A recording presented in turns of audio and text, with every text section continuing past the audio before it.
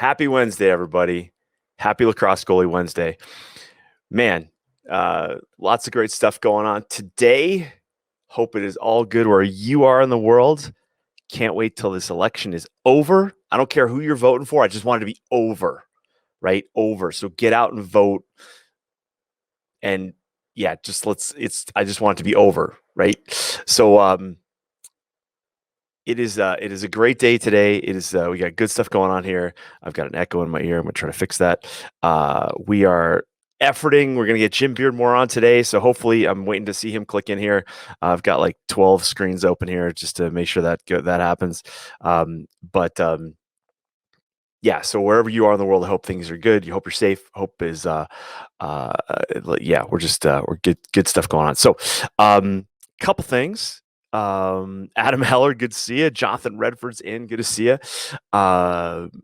Cooper got some good sailing in a couple weeks ago. I saw this good before summer ended, and I'm not sure where this echo is coming from. That's not cool. Yeah, so hope I got the music right today. Did you guys all notice? Like the music is a little bit clearer, a little louder, not like ghetto me with my mic up against my my speakers. So yeah, like it's every day a little bit better for you guys every day. All right, so couple things that just taking care of business to our Lacrosse Goalie University members, to our new Lacrosse Goalie University members, welcome. If you're not a Lacrosse Goalie University member yet, if not, why not? Just let me know. Like if you're holding out for something, shoot me a message, Coach Edwards at lacrossegoalietips.com. I want to coach your goalie, man. That's why we're here. Today's episode is brought to you by my other company, which is athletespecific.com. I work with athletes in a variety of sports, some who are trying to become Olympians or pros in their sport, very high level stuff, which is really, really cool. Equestrian athletes, gymnasts, it's just my jam. So it's really, really cool. If you don't have a copy of my book, An Athlete's Guide to Winning in Sports and Life, if you're looking for a cool Christmas gift for your athletes or the coach in your life, check it out on Amazon. An Athlete's Guide to Women, An Athlete's Guide to Women in Sports and Life. Now that would be a good book. That would be a bestseller, I think. I wouldn't know anything about that, but it would be fun to write that book, by the way. Yeah, so if you don't have a copy of the book, I've got this weird echo in my ear, so I'm going to try to do my best here. I want to know, for those of you guys that I've had a lot of chatter this week, a lot of Facebook messages, a lot of emails. It's an interesting time of year. People are still playing. We got goalies that are still playing, and some, to be honest, like this year more than most, I've heard from parents of goalies who have joined a new team, perhaps gotten recruited to be on a team, gone to that team, made the effort to be with that team, and they get to that team and then they're getting like hosed. Hosed is a very broad verb. It's a politically correct verb instead of using the word that is really in my head. Hosed is a term that I use. What's the word? Strategically, let's put it that way. So I want to just give real quick. I want to touch on this before we go, and before Jim catches in here. Let's see let's get a message here. I'll be there in 1 second. We have technical difficulties or not. Yep, no worries, Jim. When you've got to know the value of your goalie, okay? And what's interesting here is like your goal, you don't have to be a really good goalie to be valued as a goalie. Like if you're going to a team that has no goalie, there's value there. But and so even if your goalie is really, really good and you're making a move from one club team to a better club team, like I've got goalies on some of the top club teams in the country now, which is like sometimes I worry about that. Sometimes I tell my goalies, I'm like, you should be on a bad team, not necessarily going for that good team. But when you get to that team, whatever team that team's going to be, you've got to know your value. You got to know your worth, and you can't be taken advantage of. Okay, a lot of my goalies, like wherever you go, like they don't pay. But more importantly than that, when you get to that team, you got to know, like, okay, what's that team doing?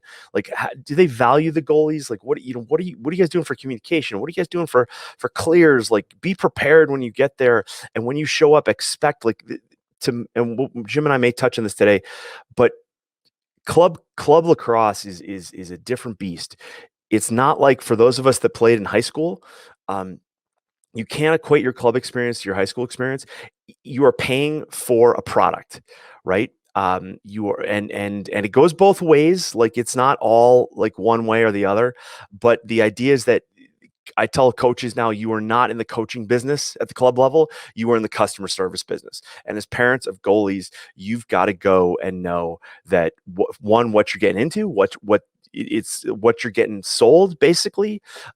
No different than buying like a dishwasher, or TV set, and and so one of the things that's really important to understand is that you've got to know what you're paying for. It's just not it's not enough to show up and get the penny and get the shorts, um, and um, um, and just walk away and be bad paying for gas and food and all that stuff, and just ending up getting hosed. Showing up and then there's like three goalies when you thought there was only two. All right, that came up this week, which was just drives me nuts. All right, um, one second here. Just we're chatting with Jim, trying to get Jim online here. Um, Uh, but just I just wanted to touch on that real briefly for those of you. So just know your value, know what you're paying for. All right, know what you're getting. Ask important questions. And for some, for a lot of my parents, I've got to encourage you to not feel like you're being that parent, like quote unquote that parent, like a helicopter parent, or you like you're nosy, like you feel like that myth is perpetuated by coaches who don't want to adult yet. All right, we're you're paying hundreds of thousands of dollars in the course of a year to pay, not hundreds of thousands, hundreds and thousands of dollars, to a get an experience going, and you deserve value for your money. Okay, let's put it that way. Awesome, gotcha. All right, I see Jim there. So let me get let me transition into this a little bit. So there's a little bit of a lag on my end. I've got like all these screens open, and I've got up to a 20-second lag on what you see versus what I say. It can be a little complicated on my end, but I want to get in today. I want to talk a little bit about um, it, those of you that have followed me for a really long time. You know that I am old school in some senses, but very new school in others. Okay, and we talked a couple weeks ago about why I don't interview like college goalies or college coaches for that matter. And part of that is because one, on the goalie end, I just don't believe I'm going to get anything of value out of any of the current goalies. That just perpetuates like past myths of lacrosse and things that we need to kind of grow out of as a sport and as out of position. And over the years, I think everybody would agree with me that the hottest bed of lacrosse, the hottest hotbed of lacrosse, is in Maryland. Okay, when I went to high school way back in the day, I'm from New England, and all we ever heard about was lacrosse in Maryland, and it's really driven. It would be like going to Texas to play football, right? Like New Zealand to play rugby, right? It's like you've got these hotbeds, and one of the problems in hotbeds is you have cultures, and you have cultures that are very set in stone. And over the years, I've met very few people who I think I could even possibly talk to about the sport, and part of it is because when you're too immersed in the culture, then you really can't see the forest through the trees, that sort of thing. And Jim Beardmore is a goalie who I grew up watching. Okay, and and but he has had enough time away from lacrosse to come with some pretty interesting perspectives. Now, Jim, a little intro here. He was an All-American goalie at the University of Maryland. We're going to talk about his dad, who I don't think you can talk about Jim without talking about his dad. He's one of the greatest lacrosse coaches in the sport, and Jim went, from Maryland, goes to Maryland. He's an All-American in Maryland. It's just of all the lacrosse dreams you could have, this is probably the most intense one, and that you could have. But over the years, Jim has also evolved. Like he's coached. He's coached at the high school level, at the highest level of high school lacrosse. He's also coached in the MLL. Before we had the PLL, it was the MLL, and he coached at Denver. So he's had experience with with people in lacrosse for long range. He's also been referred to respectfully as the Howard Stern of lacrosse. So I like this conversation may not be suitable for work. We'll keep it as clean as we can, but I just want to give everybody a heads up. You're going to get some raw, like takes on lacrosse. Now, in terms of Jim's and my vision for lacrosse, I don't know Jim enough. Jim doesn't know me enough to have kind of that next level conversation where I think I want to go, but we mesh on a lot of levels. Okay. And so I think it's really important to kind of understand that Jim is also now and this is what I think is really important. Like as an Olympian, I believe athletes who are in the fight at the moment can't really give you great advice about that fight. But over years away from sport and having ups and downs out of sport and being able to look back with clarity on like, what the hell are we doing this for anyway? Right. That to me is a really good conversation. And I'm looking forward to having that today. So Jim is online. All right, Jim, you good? You good? There, yep. Good. All right. Jim, you're coming on. Be ready. You look beautiful. Here we go. Right. There we go. There he is. All right, thanks. Beardmore, I'm trying to look out for you. We get some volume ready here. Can you hear me okay, Jim? Can you hear me? Yeah, a little bit. Can you get a little closer to your mic? I can. Good stuff. How's that? Better? All right, that is good. Let me where is my other I got another volume thing coming up here and I don't know why. Hang tight. Let me just get this set. I don't know where I'm coming from. Anyway. All right. Jim Beardmore, welcome to the Lacrosse Goalie Tips podcast. I'm really excited to have you on. All right. We talked yesterday. Okay. We talked yesterday and got caught up on a little bit. And I admittedly said I was nervous talking to you a little bit. You're like a lacrosse, literally in the world of lacrosse, you are a lacrosse icon. Oh, and I love that word. in the goalie world, you are also, I think, a lacrosse icon. For those people that don't know, just a little bit of background here. So back in 1987, right, you were the Markland Kelly Award winner, which is the best goalie in lacrosse, correct? Yes, sir. Okay. And for those of you guys that might not know of Jim, but you probably know Quint Kessenich, right? Like from, you've probably heard him on TV talking about lacrosse and things like that. Quint got the award the year after Jim did. Okay, so just to give some timeline here, some perspective. Jim was at Maryland, Kessenich was at Hopkins, right? And so that's really, I think, just to give some people some reference here. But Jim, I think, a lot of people who know you in the Maryland area, there are going to be a lot of people already chimed in on my Facebook page, like excited to hear your thoughts because you bring it real. But I want to just kind of back up and talk about, and I want to say this respectfully because I think it's difficult to have a conversation about your career without having a conversation about your dad. Is that fair? Oh, I completely understand that. Yes, it's the two are intertwined. Okay. For a multitude of reasons. Okay. So tell us a little bit about your dad. Let's start there. My father was, you know what? And I didn't know this until I coached with him. He was brilliant. Yeah, he was. He was. But God, I have so many. My father, he wanted everything done right. We're talking about on the lacrosse field. He was a perfectionist, but he also wanted his athletes to be creative. He was, what people don't know about him? He was absolutely hysterical. So here he was with this bravado, and he always dressed really tight and took great pride in how he looked and took care of his body and, and being good at what he does. But he was also had a real funny side to him. I miss him. I think one of the things that caught me about like seeing clips of your dad, and I think this says a lot about someone's ability in a realm, was like he coached even when he had Parkinson's, correct? Yes, he did. So he's on the sideline at Severn and he's got Parkinson's and he's still able to be clear enough of mind to coach. I think that's really, really cool. It was, you know what? And it kept it. We were coaching at Smyrna Park together. They did that documentary. It's actually called Don't Be Normal. And I'm still in the phases of doing some editing on that right now. But it kept him in the game. When you have Parkinson's, you start to develop Alzheimer's-like symptoms. And so memory and speaking and balance and everything that goes along with it. But, here he is with Parkinson's, and he has good days and bad days.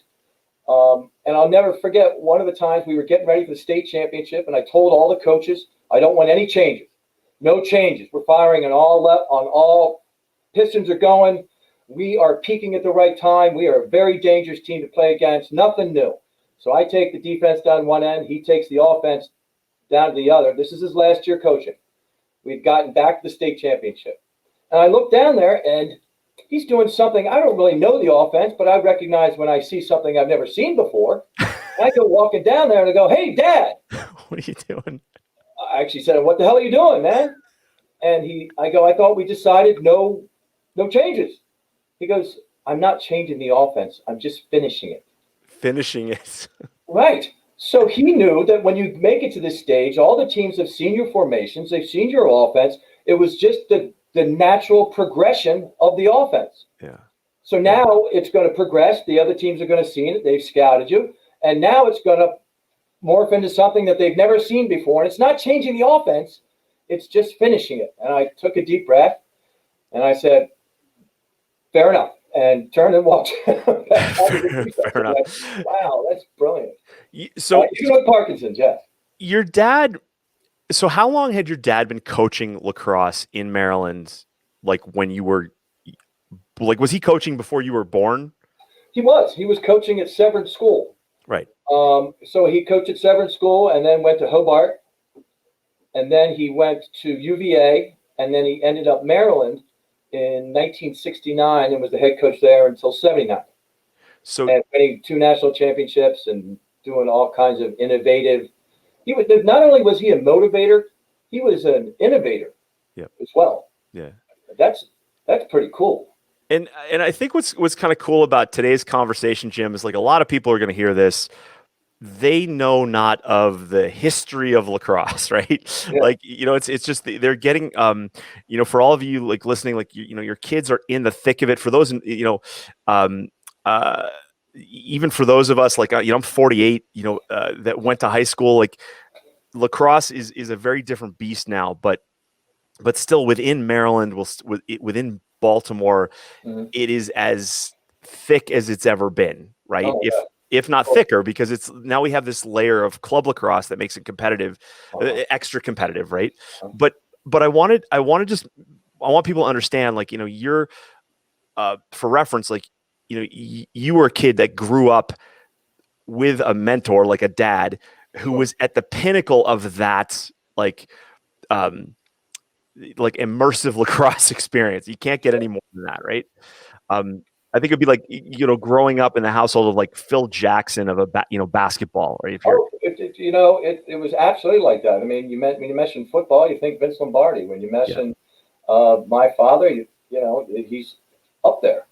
He's a word that people understand, and we were in the thick of it, and he was taking me and my brother to the campus and in the locker rooms, and going to games and at practices and in Burt Stadium, backing up the goal. We had a lacrosse goal on the beach on our property, and my father was cool, man. He put a trampoline in the beach or down there next to so we would practice jumping on the trampoline and doing a twist and shooting, or catching the ball as you're jumping. Talk about great spatial awareness. Totally. Yeah. Totally. It was neat. But yeah, we were immersed, to say the least. And so with that, like, now you have a sister, right? I do, Susie. Now, younger. She's younger. I'm the oldest and most mature. Stevie is in the middle, and Susie is bringing up the rear. Gotcha. Okay. So when did you? So obviously you knew you were going to play lacrosse when you're older, right? Like there was never a question. None. When did you decide to become a goalie? I decided to become a goalie in, it was cool. And younger lacrosse players, pay attention to this, please. Coaches, pay attention to this. Let the kids play different positions anytime they want. Mm-hmm. Okay? Mm-hmm. Anytime they want. It increases lacrosse IQ. Mm-hmm. So I'm blessed. My father's having Maryland lacrosse camps. So if he needs a goalie on field 7, I'm playing goalie. I need a defenseman on field 4. I'll go play defense. I need a midi. I need an attackman. And having done that, I guess I got moved to goalie, not full time, but when I was in about 8th grade, I believe. And the reason was because I was too small to play anything else. I was getting a living snot beaten out of me. Right. And I think a lot of people end up in the cage. I was always the smallest kid on the field, all through everything, all through Green Hornets, all through Rec League, smallest guy in the field. So, and eventually a guy named Dick Lauk moved me to goalkeeper in 8th grade. And that's pretty much where I, stayed focused on. When did you become when you got to high school age, so let's put it this way. When did you become a good goalie? I didn't learn how to play goalie correctly until I was a senior in college. What? Okay, you got to explain that. It's a learning experience. It's so technical of a position. But literally, I became a good goalie. I was blessed. My father would come home and we lost a game in the pouring rain. I came home with all my equipment in 8th grade, 9th grade, something like that. And Buddy said, put your equipment back on. He took me out in the pouring rain and shot at me for an hour. Nice. Some people would say that's over and above. I say that's great parenting. Yeah. I mean, talk about a bonding moment. Yeah. I thought it was really cool, but I became a good goalie probably not from the onset, but it took probably by the time I was in, I was starting JV goalie in 9th grade and then started varsity in 10th. And I was pretty good at that time. And it was because of the fact that my lacrosse IQ was so large. It was because of the fact that I had good goalie coaches that didn't just crank the ball at me and expect me to get my body behind the ball. It was because of a lot of things. Do you think, because I want to make sure that we talk today, because a lot of people go like, oh, well, lacrosse is different now than it was then. And I call complete BS to that. There's certain things that, yes, are different, but there's certain principles that we can always, apply even now. Right. And so, one of the things that I encourage goalies to do, and I know you do this too, is, and you talk about that lacrosse IQ, is that, you're not just a kid in a crease on a field, no. Right? There's other parts going on, and I don't want to jump ahead here too far, but Jim, I know you and I are both upset maybe is the word, at the current level of coaching, across the board, right? And so what ends up happening is that you get a goalie who is just working in the crease, but you've got to understand clearing, and you've got to understand fast breaks and what you're doing on man down, all this stuff. And that's that lacrosse IQ that actually makes saving the ball easier. Would you agree? Yeah, absolutely. Because I remember my senior year at Maryland, and the reason my goalkeeping position was a lot easier than most is because our defense communication was off the charts. Right. So as a goalie, you got to be a team leader. You got to make all the saves you should, a couple you shouldn't, good clearing decisions, and that'll get you All-American status. There's so many different aspects to it. I mean, you have to be the leader. You have to communicate. You have to run out shots. You have to pick off passes. You have to direct the defense. Are you involved in the riding and the clearing? If somebody makes a bad pass, are you athletic enough or capable enough to come out, get that ball, and redirect it? Are you a good, clearing? I mean, you can make all the saves in the world, but if you can't get the ball out of your offensive end to your defensive end, I mean, your offense truly does start the moment it gets in the goalie's stick. So, I mean, there's just, how do you carry yourself in practice? It's amazing. There's so many different aspects to goaltending. It's not just saving the ball. It's not. So you said that when you didn't become a really good lacrosse goalie. Okay, I do have to get back to that real fast. Okay. There's so many different aspects, but inevitably, I've walked up to goalies before and just said, "Look, dude, just save the ball, okay? Just make the save. That's what your job is." Well, that's a good point, right? Because we can take it too far, True. right? And I think what ends up happening, and I've been doing this Facebook Live now for like a year and a half. I've been running this blog since like the early 2000s, we end up repeating this over and over again, right? But the idea is that, like, what I see is like a lot of times goalies get lost in the work. They only feel like they're working if they're in the cage. Yes. Right. They only feel like if they're not getting shots, they're not getting better. And that's not true. Like, you can get better in a lot of ways. Right. Sure. I mean, are the goalies? Do you know how to juggle yet? No. Wow. Playing any racquetball? No. Are you doing where the shooter stands behind you in an outdoor racquetball court and shoots and it comes off the ball and you have to pick up the ball? Mm-hmm. There's all kinds of preparation that can be done besides just having somebody crank on you, which can actually be detrimental, especially at the younger ages. When and I'm just going to come out and say it: if you're the guy that can't shoot and can't place the ball, you shouldn't be the one shooting on a younger goalie. Right. Okay.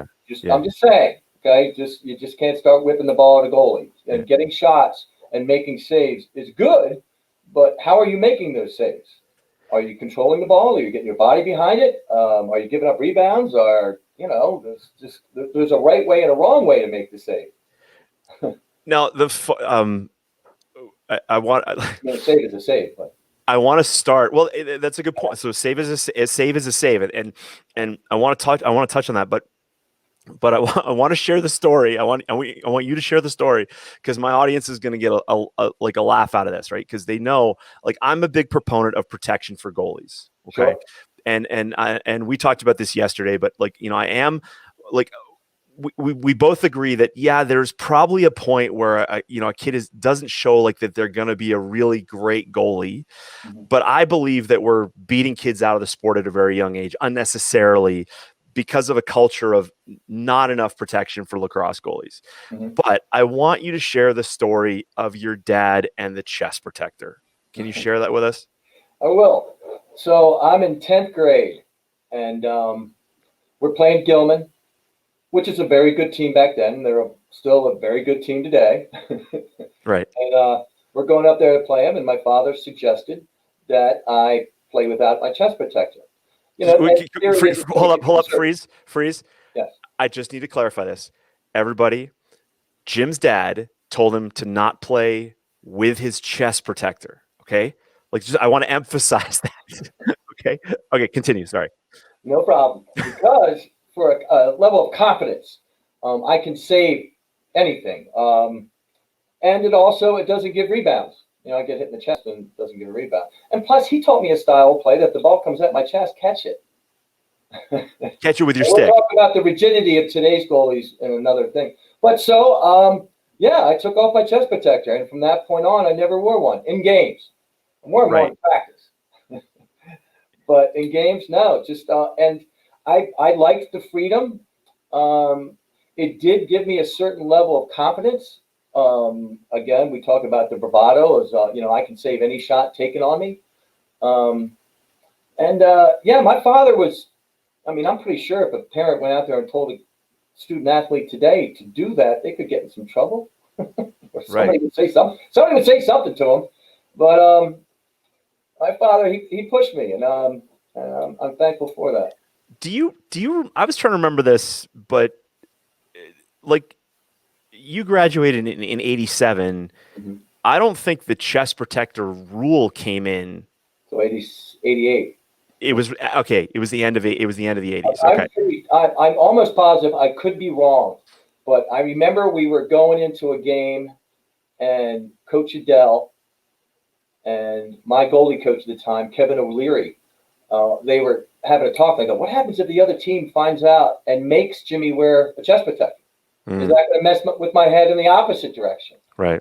But I do know right after that year, because it became public knowledge, and I know that some announcers mentioned it, and you know what's weird? Only once in I went to Washington College for a year, played long pole midi, which was awesome, and man down defense. Yep. For my freshman year, transferred to Maryland, had a redshirt year, played 3 years at Maryland without a chest protector, and there's only one instance we were playing where I got hit in the chest And my father was doing the color with Leif Ellsmo on HTS Sports. And a guy named Shoemaker cranked up from about, I don't know, 11 yards, shot the ball about 90 miles an hour, I'm guessing. He was a big, long, hard shot guy, and hit me right dead center in the heart. And I went down on one knee, and I felt myself go, Yeah. okay, Yeah. come on. And my father up in the box said something like, "Oh my God, Jimmy!" And yeah, it was it's not recommended. Well, well, one of the things that I have observed in the game, and I don't think a lot of people give enough discussion to this, is that and we before Brian created the edge, which is the first offset head. Yeah. It was goalies. We could see the ball, like you saw the stick the entire way. Yeah. Players didn't have the control in the stick to be able to. Nobody would bring the ball all the way back here, hide away, turning their stick facing that way, Mm-hmm. and completely hiding the ball from you. Yeah. Running torqued. Yep. And I think Brian, actually, the first guy that really did that to me was Brian Wood. I think he scored more goals on me than any other player in the history of lacrosse. Right. And this is where, like, from a cultural standpoint, in this position, like no other goalie in any sport has had this level of complexity added to the game. Yes. Right. The only thing, like soccer players, their feet haven't evolved, to change. The other thing was, in ice hockey, carbon fiber sticks came into play, and all that did was allow a faster release of the shot, but it didn't increase the complexity of, like, what the hell is the shooter going to do with the ball? I think that lacrosse goalkeeper is the hardest position in all sports. Period. End of discussion. You have a ball that's coming at you, not just from an ice hockey puck comes from down low. Right. And I know there's deflections and stuff like that, but basically it's coming from one point of sight. Then you go to soccer, where's the ball coming from? Down by their feet. Right. Typically, I know there's headshots and scissors and from behind the back and all kinds of ways. Buddy was the head soccer coach at University of Maryland. Interesting. I know. That's another story in and of itself. But in lacrosse, it's coming from 1 o'clock release, 2, 3, 4, 5, 6, 7, behind the back, cross cradle, around the world, one-handed. It's a big bounce shot that's coming up that could go over top of your shoulder. You're being screened.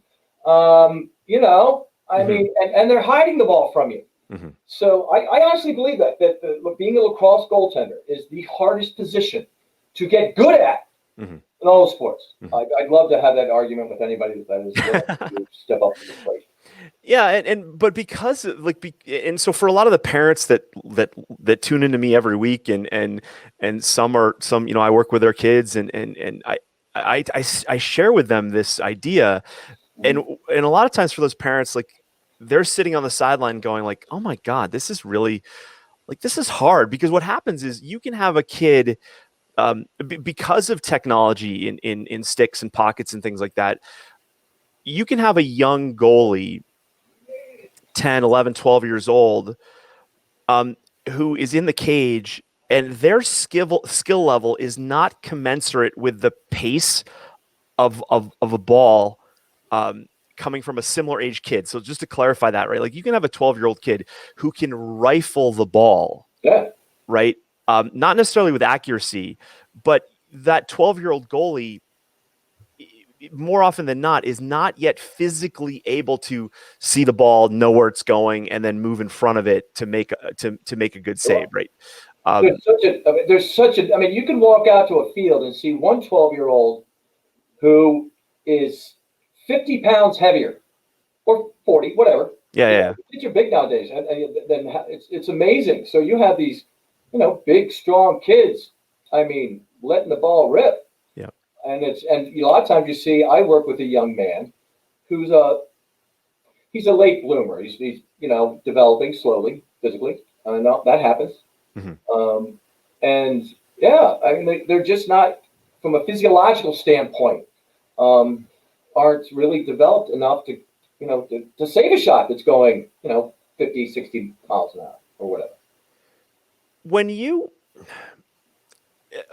even though the game has changed, Mm-hmm. and I don't think a lot of people give this the respect that it deserves. Like, even though the game has changed technically, the components of the game are basically the same.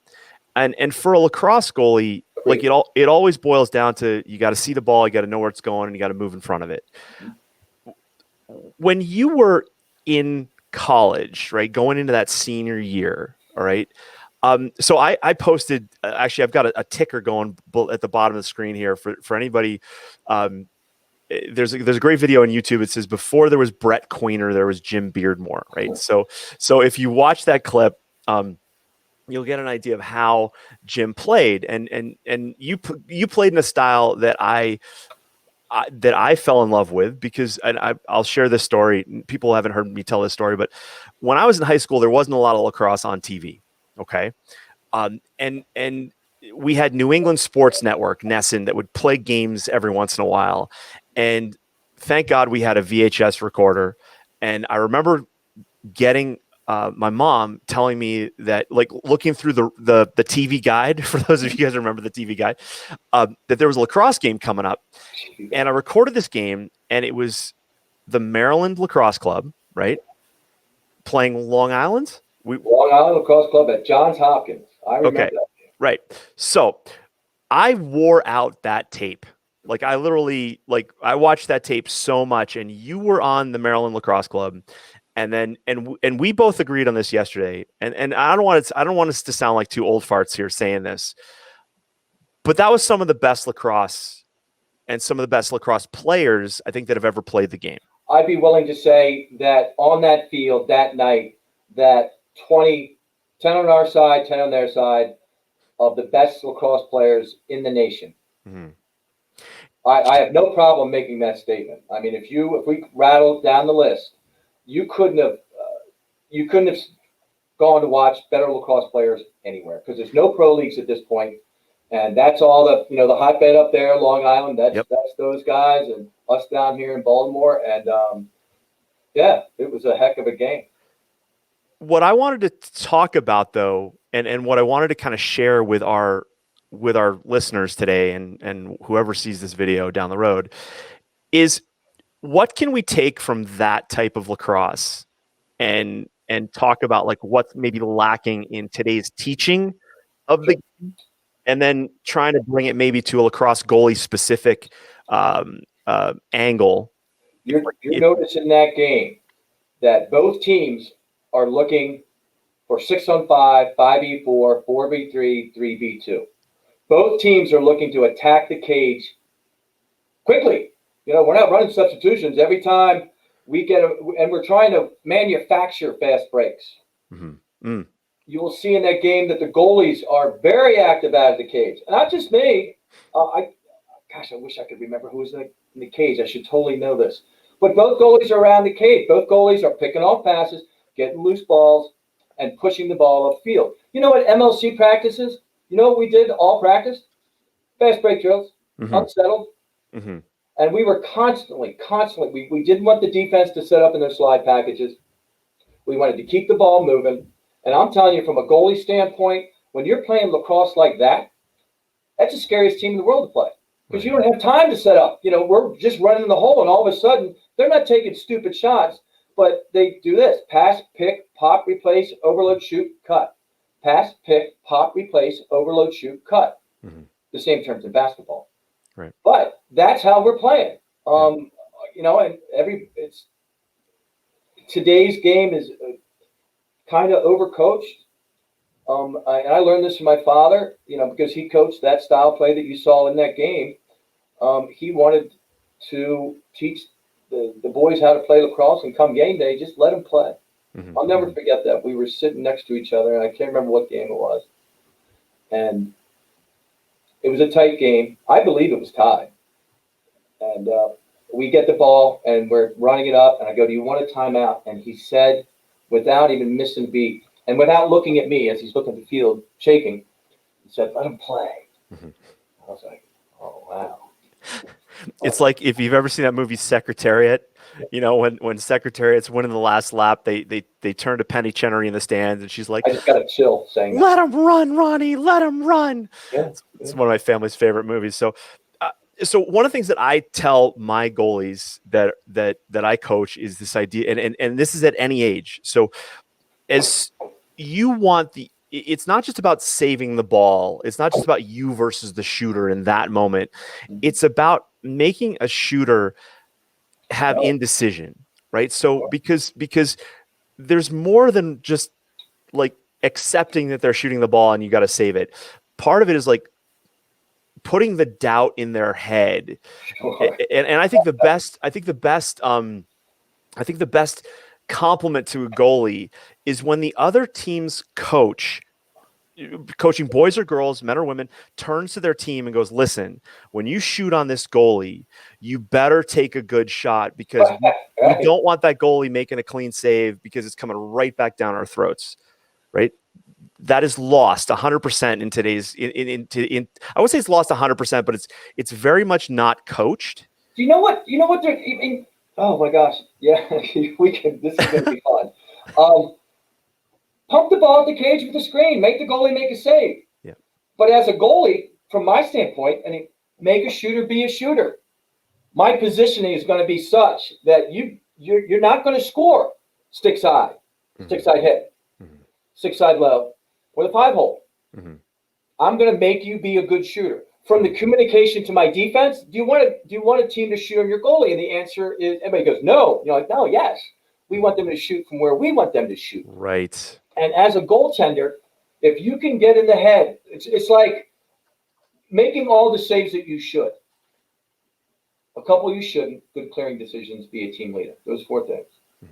And what's missing is not missing, but I wish the goalkeepers, you can get so much in the head of the other team because all of a sudden, don't shoot stick side or whatever it may be. Or you start making a bunch of saves and guys start thinking and they're yelling at each other because they're not shooting well. And what's the number one reason? I mean, we'd rather win than lose. Winning's way more fun than losing. Right. I'm almost positive, especially because of the inherent violent nature that exists in the sport of lacrosse. Because if you lost, you probably got beaten up a little bit. Probably. Yep. So I guess what I'm saying is that make a shooter be a shooter. Have good positioning. And you getting into the head of the other team. I mean, what's the biggest reason that a team loses sometimes? A coach will walk up the field and say, we didn't shoot well. We didn't shoot well. Well, you didn't shoot well because the goalie was really good today. Right. Yeah. Or it might be raining or whatever it may be. So how do you feel, because for most goalies and most parents who have a goalie in their household, they watch the game and the goalie feels so lonely, right? It's very disconnected, right? Oh my gosh! And so you're on an island sometimes, and you're only as good as the defense you're playing in front of you. Go ahead. Well, so how do you help? What do you say to a goalie or the parent of a goalie who's playing on a team where they do feel very disconnected? Right? Because they can hear me, they can hear you talk about like, oh, you should be running this type of clear, or you should be communicating this way. And then they go back to their team and they go like, hey, that Coach Edwards is great. Just Beardmore, that was great ideas. But my coach is like some college kid who plays attack, who doesn't know shit about defense. What do we do in that situation? You do your best. It's going to happen. One of the biggest poisons to any young goalkeeper, especially, is that they hear from, I consider myself an expert. They hear from somebody that has surfed it, skied it, jumped it, bought the t-shirt, went back again. And this happens. The goalies that I work with today, one of them came back and go, my coach wants me to do this. And my only thing was, did your coach play goalie? No. Okay. Was he any good at the position he played? Right. That comes to mind. Even if he wasn't a goalie, right? You're saying like even if because you were a good player doesn't mean you're a good coach. It doesn't. It's a separate entity. But it's very hard for the young goalkeepers because they hear something from me or from you, and then they go out there and they've got one coach telling them this, they got one parent telling them this, they got another person on the sideline who they don't even know yelling this, and their brains get scrambled. It's hard to differentiate. Who should I believe? Yeah. And that's hard for especially a young goalkeeper who's got everything else going on in life. I'm in high school. I'm maturing from into a teenager, and all the social responsibilities and all the social media that is poisoning the minds of the kids, and just everything. Just being a student athlete in today's world, they've got all these pressures together, and now I got 5 different people telling me how to play the sport. One of the things that I do is I'll tell my goalies, listen, and everybody who's listened to me, they'll know, they'll be familiar with this. Like I say, like, all right, if you hear something from me, because I have some very controversial ideas as to where I think the lacrosse goalie position needs to go. Sure. And so what I challenge people to do is to say, all right, listen, okay, you hear something from me, and then you go out to practice and you hear a very different thing from your coach. As you said, whoever that coach may be, whatever experience level they may have, I challenge you to come back to me with whatever they told you, and let's discuss it. Because ultimately the goalie has to come to a a that we're going to go with this for a while and see if it works. Trey? Trey's in. Trey Johnson, love it. So and back to the point that I was kind of making earlier, like that the complexity in the sport of lacrosse has changed so much that I don't know any other sport that of similar nature, like a team sport, that has had such a technological change the game so much, right? And so you have coaches who, like, what we talk a lot about here is that there's a lot of coaches that are still stuck back in the 80s and 90s. Oh, yeah. Right? And then we have this rehash, and we spoke about this yesterday. We have PLL guys with big Instagram accounts going, "Oh, you should do this," and they have no clue, pardon me, but what the fuck they're talking about, right? Okay. And I'm so glad that you dropped the first F-bomb that wasn't me, but continue. I just wanted to let you loose. That was good. But so how do we? So, and you said this yesterday, which is great. Like you don't have trouble calling out bad coaching. Oh. I want to help, dude. First off, I want to help bad coaching. Right. Coaching's hard. Coaching's hard. It is. No question about it. You got to check your ego at the door. And I don't want to coach bash, but when I see somebody at a game where the score, one team is up by 6-5, and these are 13 and 14-year-olds, and the score is 6-5, and the goalies are splitting. One goalie gets first half, one goalie gets a second, and the goalie that's been in there has let a couple questionable balls go in. Maybe should have had him. I didn't see. I don't know, because I don't know whether he was screened. I didn't see the angle. I wasn't there. And that coach, with 2 minutes left, sends the other goalkeeper to the box and has him yell, "Get the other goalie out of there." The head coach doesn't do it. He doesn't call a timeout and do it. He has the other goalie do it. Then the rest of the team yells it. So they pull down the pants of the 13 or 14-year-old goalie in front of everybody, put the other goalie in, and they end up not even getting a shot against this goalie that went in. They win. I'm cool. But what's the lesson that we're sending? Yeah.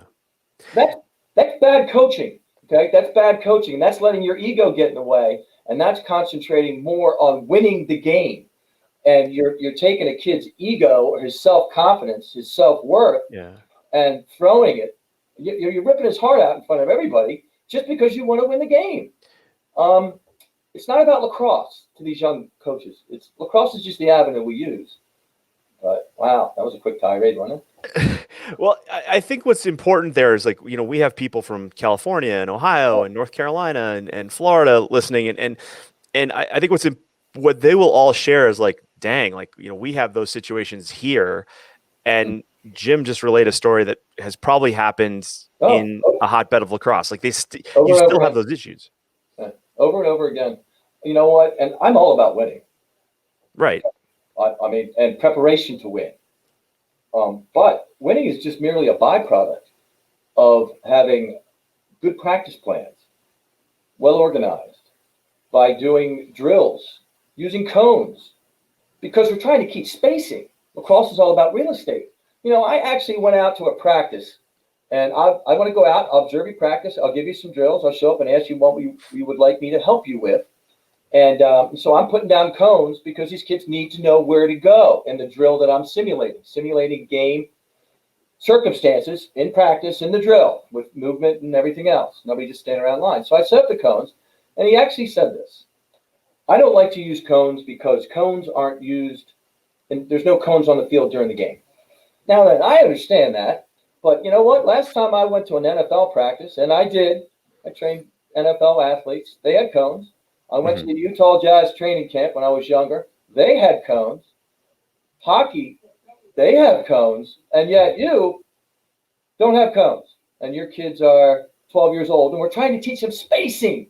We want them just to flow, not be inconsistent. We want them just to move, not scared to make mistakes. Play on. And anyway, so you'd run into stuff like that. Well, and so lacrosse is also a very technical game. And one of the things, so I'm from Boston, but I live in Calgary, Alberta, Canada, right? But it's a technical game, but let's keep it simple. I mean, it's only as technical as you make it. You don't have to make it so confusing that the kids are paralyzed on the field because they don't understand the offense, and you paralyze them by yelling at them. And but I get you. It is.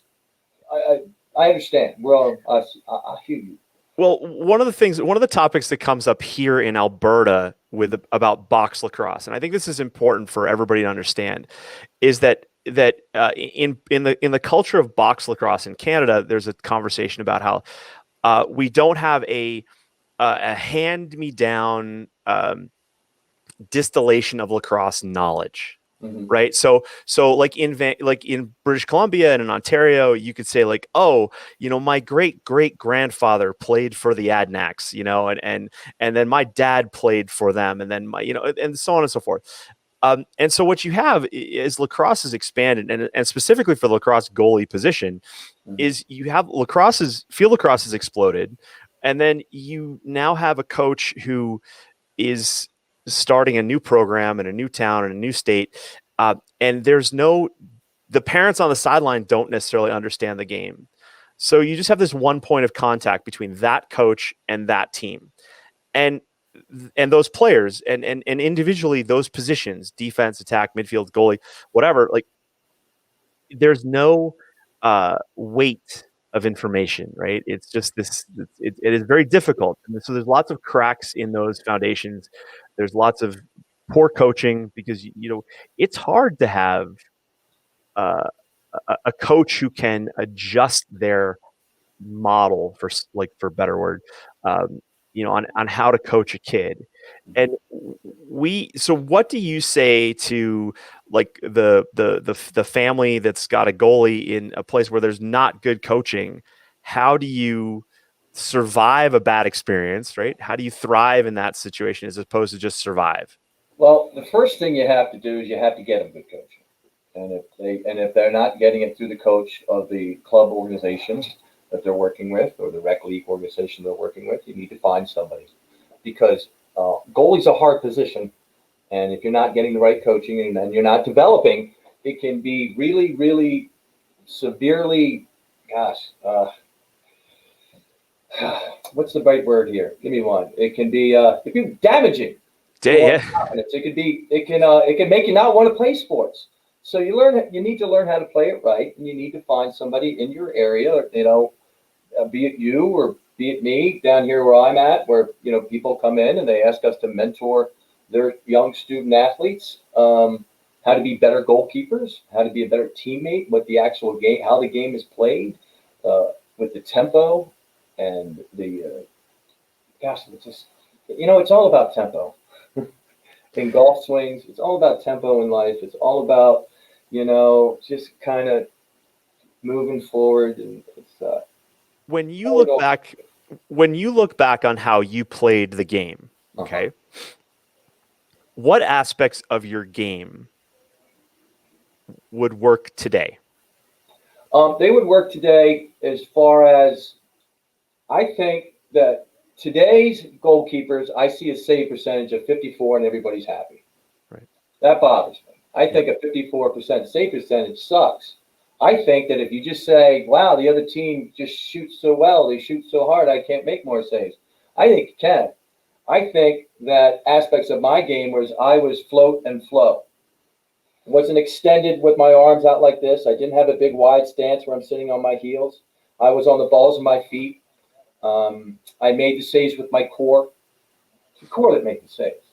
You track the ball with your eyes, hands, feet, and core. You play a flatter arc. You don't have to step to every shot, but you do have to take your energy to every shot. I remember, I think the only person that had more ground balls on our team at Maryland was our face-off guy. Any ball in and around the cage is yours.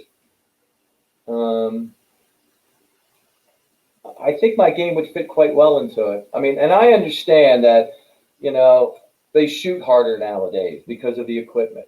They're bigger, stronger, faster because the athletes have developed. I understand that, but I don't think that physics has changed. Yep.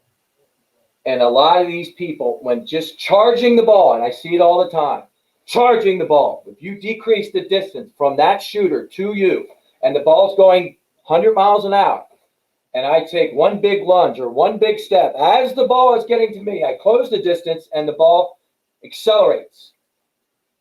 And by accelerate, I mean my reaction time is off. Mm-hmm. I just made that ball go faster. I see people trying to reach back for balls. Stay back, float and flow. Don't break the glass by throwing your stick forward and extending and going like this. I mean, I watched a game, a Division I game, a Maryland game 2 years ago. I don't know who was in the cage. The guy drove around the front of the cage, and it was an outside shot. And had the goalie just stood here, you know what Buddy said one time? If the ball comes at you, don't move. I'm like, dude, I'm down with that, man. Well, the ball's coming on my stick. I don't need to come flying out at it. I don't. We were talking yesterday about and Jim, can we go to like quarter after? We good? Absolutely. Okay. I mean, we can go for like 6 p.m. if we wanted to, but wow. Just make it a marathon. Just a marathon, Jim. The conversation we're having will just disintegrate. I'll just see my readers my readership just goes down and down and down. It might go up. Well, so here's the thing. We were talking yesterday about a not to be named PLL goalie who has a fantastic Instagram account, and all the people listening to me right now will know who we're talking about. But we were talking about like this rather unusual stick position now, where the arms are outstretched, the stick is basically like in front of the body, the bottom hand's over the top, and you actually said this, like it's almost like they're trying to protect their body by putting their stick in front of their body, and that's what it looks like to me, man. I mean, and here. There are energy pathways that exist within the body. Yes. They're there. All right. They go from your bottom of your toe, under your arch, around your here, up your soleus, up your gastrocnemius, your vastus lateralis. It goes through your pubic bone, through your intercostals. I mean, so your body's interconnected. Energy pathways exist. We know that. And if I go like this, I'm closing those energy pathways, and I am not going to be quick. And I just don't get it. I don't. I mean, I understand, but I do understand if I'm 6'4" and I weigh 250 pounds and I am a hulk of a man. Yeah, man, I'm going to just take up a boatload of cage, make a shooter be a shooter, and I'm going to rely on my hand quickness, not necessarily on my body moving. I get that. Salicasio, who played years ago, he wasn't flying around every shot. He just had a really low stance, wide stance. And he just relied on quick hands. I was working with a goalie yesterday, and actually the last 2 days. And I go, something? Sometimes I have to be careful with myself because what worked for me might not work for somebody.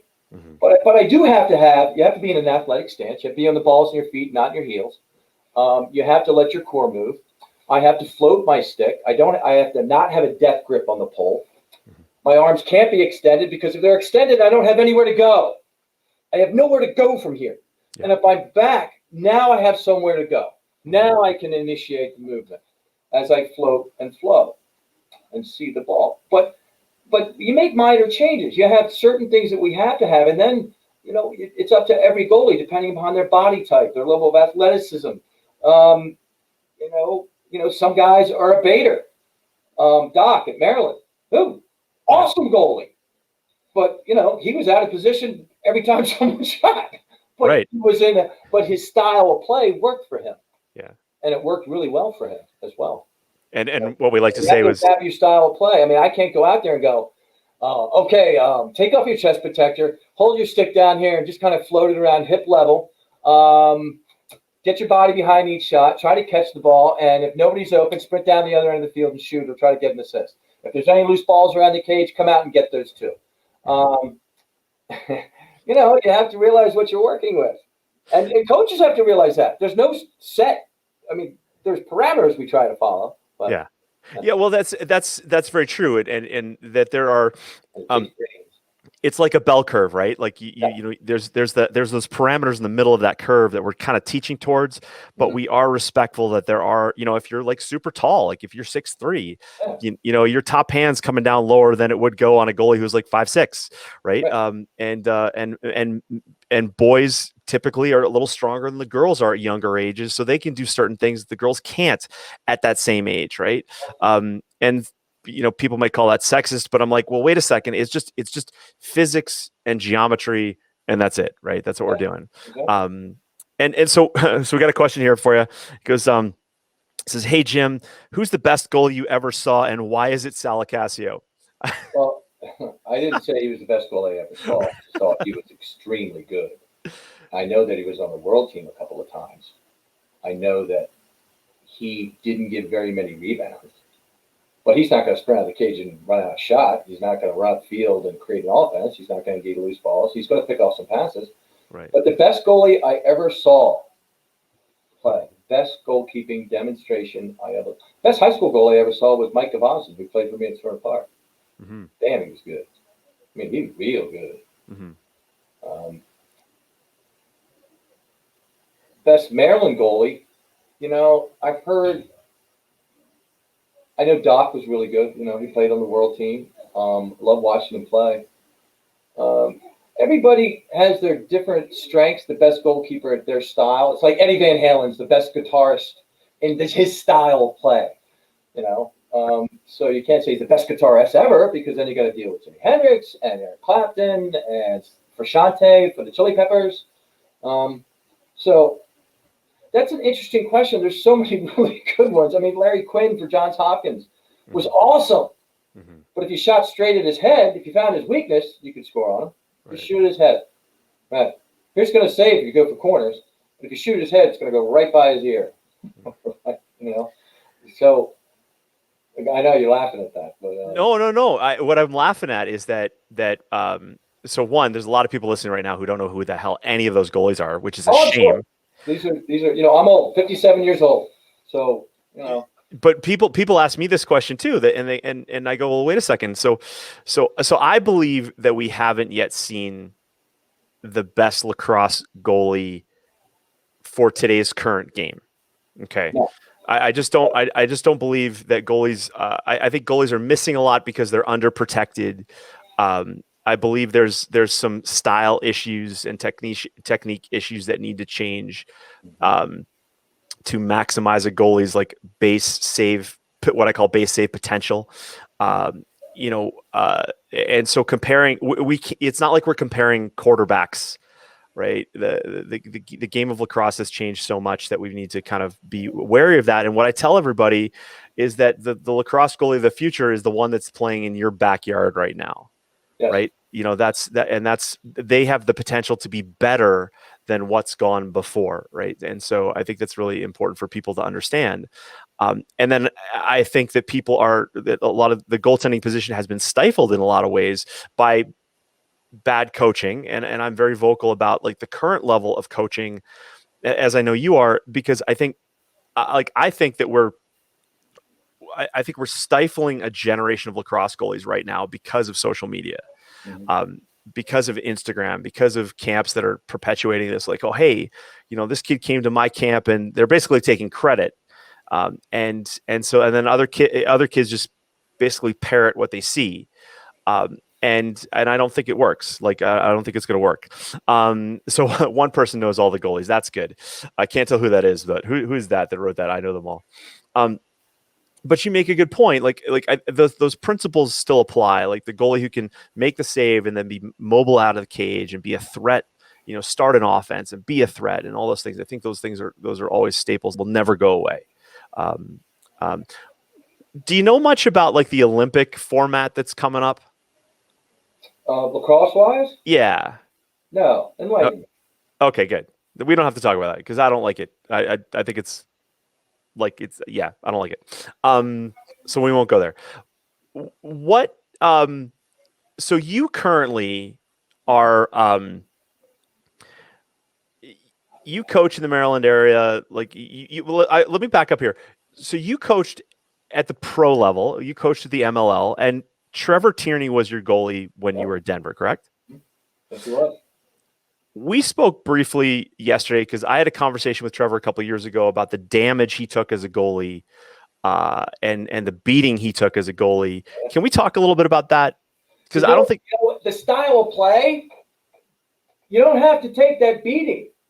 But if you're like this and you're just, I mean, you're getting drilled by shots that you should just catch. Mm-hmm. Trevor's style of play, he had wonderful positioning. He played a flat arc. He played with his heels, almost in the goal. Mm-hmm. I mean, teams would say that's a goal because he made the save inside the goal, and I'm like, yeah, it was a goal, but it's so close to call. Right. Trevor was so consistent when he played, but you would see him in the locker room, and he looked like a bludgeoned baby seal. Right. I mean, he had bruises all over his body. Goalies don't need to take that punishment. They don't. There's ways to play. I mean, you want to get your body behind every shot, and that's the energy flow that I'm talking about. The mental mindset is I want to get my body behind every shot because that's keeping me square to the shooter. But I don't want to make all the saves with my body. I want my stick to be such that I can float and flow. I want to have that looseness up top like we talked about, the off shot, the off hip. I love it when you said yesterday, don't take your stick don't move a body part out of the way to make sure your stick gets there because then the ball goes in. Right. Make that save with the backside of your hand by just sticking it down there. Mm-hmm. When you don't need to go through that punishment. Yeah. And some of them do, but you know what? You're a lacrosse goalie, and you do have to have the mindset. I'm going to have to say because I know we're going down the road of protection right now. Pretty much, right? Does that work? Well, yeah, I'm being like I did a video last week or 2 weeks ago mm-hmm. of Jack Kincannon, who plays for the Atlas or who I can't remember, whatever. The PLL put it out. And it's funny, he made a stop and his feet actually didn't move at all. And he kind of dropped in a little bit of a butterfly style. And we had there's an Instagram post that got shared that same week, and it was a goalie, high school goalie, and somebody caught the ball actually impacting their shin, and so like you and I both know, there's times when you can't get your stick to the ball, right? You just can't. And along those lines of a goalie not necessarily having to take that beating, a goalie can develop the skill to make more saves with their stick. However, especially for a lot of our young kids, they're getting beaten out of the sport, and this is where sometimes I feel like in hotbeds like Maryland or, Mike Simmons up in Long Island and things like that, there's enough goalies to go like, hey, if you can't make it, suck it up and or you're gone, like whatever. But I don't think that's necessarily the right attitude anymore. Right. And I believe that with technology now, we can have, lightweight, accessible equipment that a goalie can put on and they can still make that save. But then as we spoke about yesterday, it's like they're not fearing the next ball because they took a ball off the inside of their calf or the inside of their knee and they're worried they're going to get hit there the next time. Because I think that can hurt a college goalie, that can hurt a pro goalie. And so. Well, I'd like to believe that once you reach the level of playing college, and then this is something we haven't even mentioned. Goalie like golf is between the ears. Yep. Yeah. I mean, you've heard, goalkeeping is 90% Mental. Yeah. here, mental, whatever you want to hear. It's a high number. I don't know what percentage it is, but it's a high number. And once you get to that phase, the upper levels, you shouldn't let a heart shot. By that time, you should realize, hey, man, I play goalie. You know what that means? That means people whipping the ball at me 100 miles an hour. That means on occasion I'm going to take one off the shoulder. I'm going to take one in the finger. I'm going to take one off my shin. And but what I do agree on is I've seen some younger goalies wearing football pants. I got no problem with that. Right. Cover up that hard quad shot. Cover up the kneecap. You can even have an extended shin guard that comes down. I have no problem with that at all. Mm-hmm. But as you move up the ranks, you're going to find that you're going to want to be lighter. And there's a certain, again, bravado and confidence of being a lacrosse goalkeeper. Mm-hmm. And it's a certain level of confidence that a goalkeeper needs. And if he's covering himself up with all the equipment, I don't know. I see, it can be counterproductive. I know that they should wear chest protectors. I know that they should wear a cup. I know that they should wear a helmet. Yeah. Right. But at the lower levels, I think the kids should get as much protection as possible. But here's the biggest thing. When you're working with a young goalkeeper, you can't crank on him. Yeah. You can't just hit him and think it doesn't mean something. I shoot him some goalkeepers that are younger. Mm-hmm. I don't hit them. Mm-hmm. I don't. Mm-hmm. Yeah. If you can't shoot, you can't place the ball, and don't have control of your shots, don't be the guy that warms up the young goalkeepers. You're not allowed to, because you can hurt them. And it's not your job to score on the young goalkeepers. It's your job to get them, teach them move, and use tennis balls at the younger goalkeepers. They don't get to hit by a lacrosse ball. Yeah. I do a drill with tennis balls with, they're on the opposite pipe. I say go, they come to my pipe, and it's no angle that I have. And I'm using tennis balls to teach them, to just hold your ground. Sometimes you put your stick in the corner, you put this other stick in the corner, put your head in the corner, and just hold your ground. I don't come off the pipe. I don't give them an inside shot. I don't let them inside me. I don't let them short side me. Mm-hmm. You don't have to use hard balls anymore. But, use as much equipment as you can. Because at the lower levels, it does. It plants a seed. It plants a seed in their head. And you can take a kid who might have all the potential in the world, and you crank up and you drill him with one shot, or he has one bad experience, and all of a sudden, whoa. Yeah. Yeah, it's all about that confidence, like that tipping point. Like you said, like, we want we want our goalies to be able to survive, but I'd rather, our goalies be in a mindset where they feel like they're thriving, not like they're just barely holding on, right? Absolutely. Absolutely. I'm way down with that. And if some goalies want to wear something on their shoulders, go ahead. But I'm not for, like, the box lacrosse goalies. No. I'm not going there. If you watch the film from when I played, and I hate when athletes, when I used to play, but yeah, right. When I used to play, in the 6 years I played in the MLL, we had hockey equipment on. They're dressing these guys up now.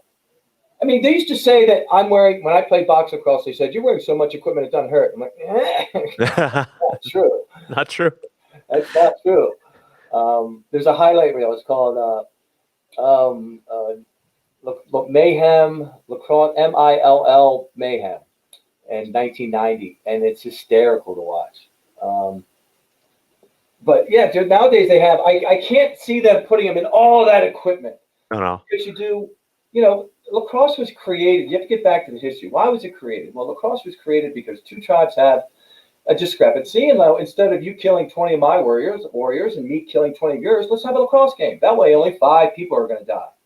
So we're down with that. It's still going to be very violent. It's going to be very physical. We're each going to lose a couple of people, but let's not lose 20 of our best men on each side. Let's play a lacrosse game, and that game will help develop our warriors to be warriors.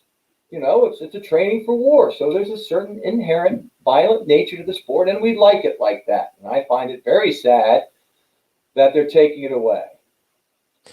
You're not allowed to hit anybody. Yeah. That bothers me. But, dude, I am so much on board with protect the athlete. I don't want to see any athlete get hurt. I don't want to see somebody get a concussion. Is it part of the game? Yeah, it is. It is. Sometimes it just happens. Yeah, and I agree with you there. Let me ask you. So Cameron posting a question here, and so we'll cover this. And also for those of you guys, I posted the link. I think I found that NLL MILL Mania video, which is a bit of a riot. Exactly. I think I got number one video because I held, or number one shot because I held my arms out and let a guy punch me in the face 3 times. Cameron goes, stop blocking the punches with your face. How can I work on saving a shot when they fake it multiple times when they're right up at the crease? Cameron, what's your take on that? Make a shooter be a shooter. And this is an opportunity for you to shine. The pressure's on him. No question. The pressure's on him. Hold your ground. Don't charge out. With every pump, if he gets you out of position, he's going to take 1 step to the right or left. He's going to throw it in an empty net. Happens all the time. Mm-hmm. Sit back. Make a shooter be a shooter. Anything up high, cover it with your stick. Anything down low, cover it with your feet. Stay back. Don't come charging out. The only time you do that is if a guy catches the ball in the crease and he turns and you can match sticks.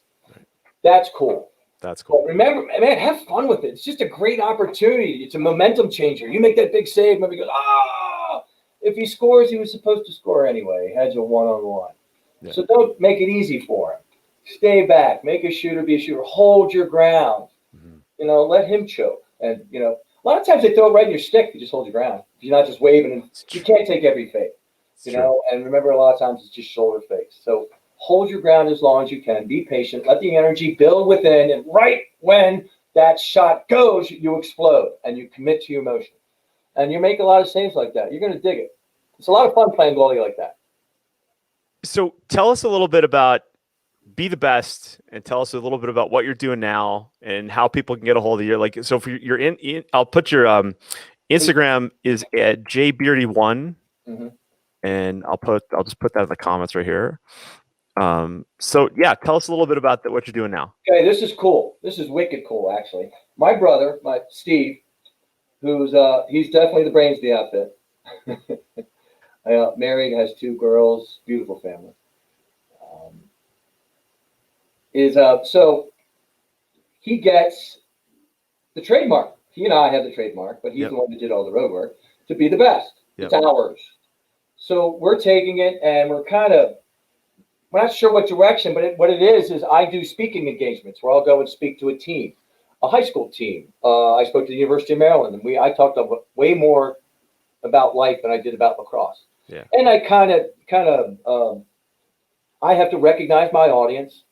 So I'll pick different subjects, and we're talking about what's it like to be the best? What's it like to be a student athlete? What landmines do I have to pay attention to? If I'm a student athlete, those landmines exist, man. They're there. You need to know they're there. So I'll talk about that. But what be the best really means, be the best is what Buddy had his team say out of the huddle. 1, 2, 3, be the best. There, at that moment, at that time, be the best means, let's win. Let's be the best team out here. Period. Let's win. But what be the best really means, and this is kind of where we're taking it, be the best, in order to be the best friend, to be the best husband, be the best wife, be the best talk show host, be the best mentor, whatever it is, the first thing you have to do in order to be the best is to realize that your actions affect others. We have to remove selfishness from the equation. Because in order to be the best at something, you have to have the mindset of trying to make those around you better. And there's a pause on that because I just got to chill. My father would say that.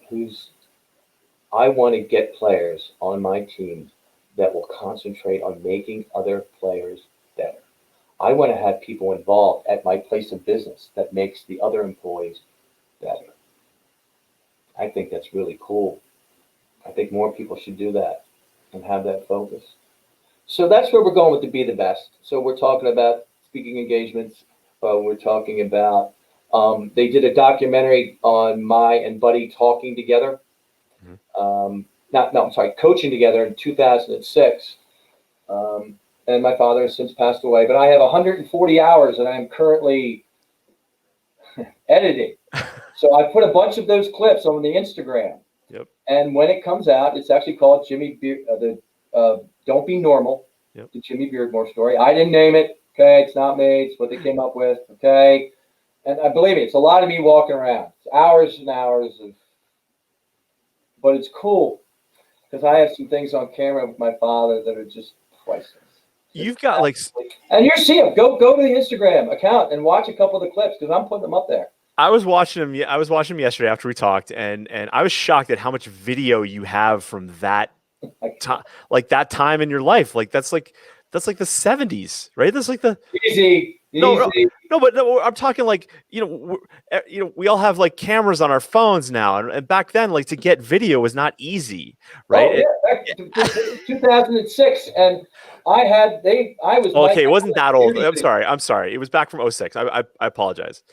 Did you really date me to 1976? Well, no, what I messed up there was like you look so young in one of those clips. I'm thinking like you're like in high school, but you weren't. This is after college. Right. So okay, so this is like in the 90s and in 06. Got it. Okay, my bad. So no, it wasn't. Go ahead, admit it. You thought you referred. How old did you think I was, man? No.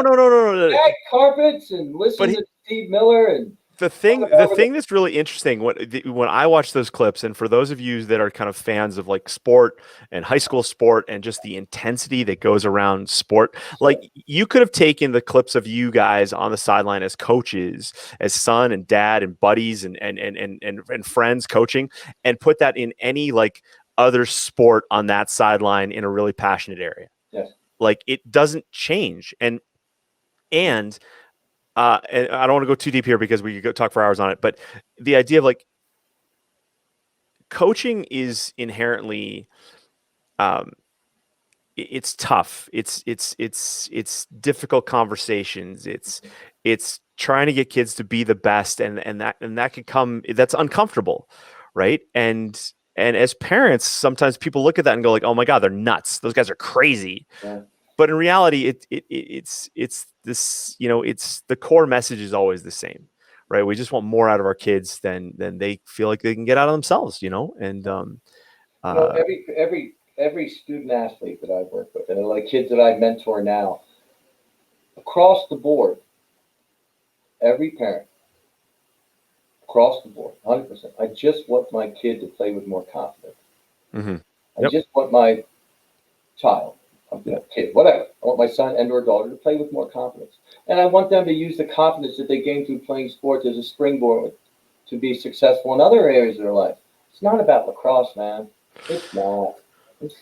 I mean, it's really cool, and I see the people that live it, breathe it, and I still have people calling me up, "Hey man, you're still in really good shape. Why don't you come play with us?" I'm like, no. I'll play golf with you.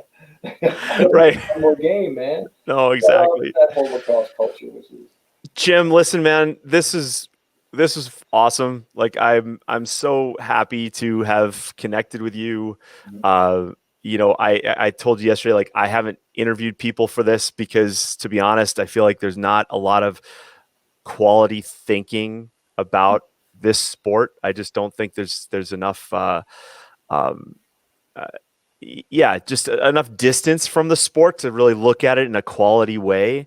Sure. And so the fact that you are looking at it at that same kind of level that I like to look at it, which is like, listen, at the end of the day, I don't really care if your kid makes it as a goalie.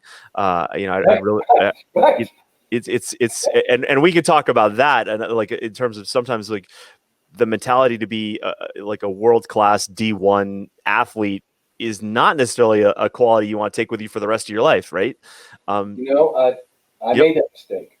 I took that same mentality and applied it to other areas of my life. And I talk with this in my speaking engagements, and it put me in a pretty bad place. Yeah. And that's another story in and of itself. So if you guys want to reach out to Jim, the best thing is like on Instagram.